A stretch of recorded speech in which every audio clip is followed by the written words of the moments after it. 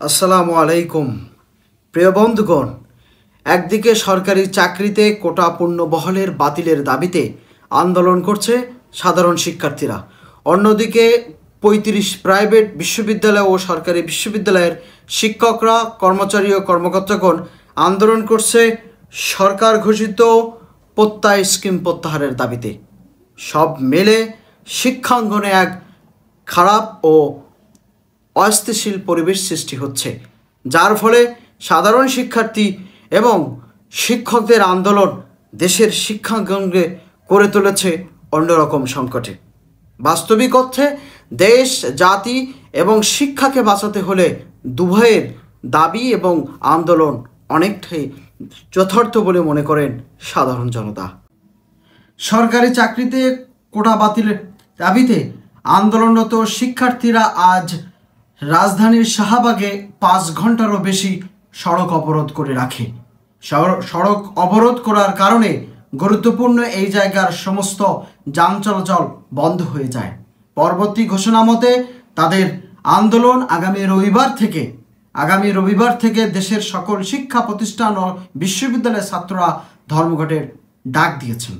আসুন আমরা একটু এই কোটা আন্দোলনের বাতিলের দাবিতে আন্দোলনরত শিক্ষার্থীদের কি কারণে তারা কোটা প্রত্যাহার চায় এবং 2018 সালের কোটা সংস্কারের কি আইন ছিল, খসড়া কি অনুমোদন করেছিল, এটা সম্পর্কে আমরা একটু জানব।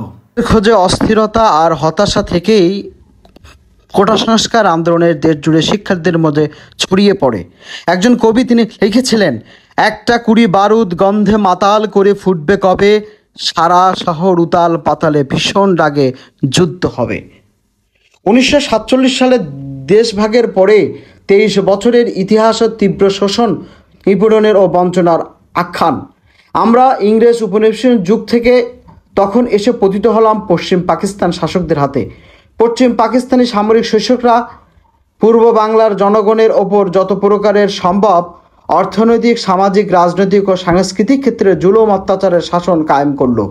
এই শোষণের পরিপ্রেক্ষিতে এই অঞ্চলের জনমনে ধীরে ধীরে দানা বাঁধতে থাকে স্বতন্ত্র জাতীয়তাবাদ, যার পূর্ণ রূপায়ণ আমরা দেখতে পাই 1971 সালের স্বাধীন মুক্তিযুদ্ধ আমাদের স্বাধিকার আদায়ের সংগ্রামের প্রেরণা হিসাবে কাজ করেছে।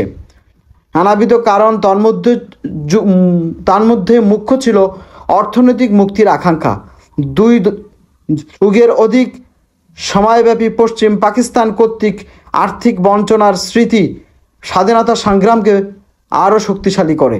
ফলে আমরা অর্জন করি একটি স্বাধীন ভূখণ্ড এবং নতুন রাষ্ট্র, যার ফলশ্রুতিতে ছিল অর্থনৈতিক বন্দীদের নিপণ থেকে সাধারণ জনগণের মুক্তিপণ।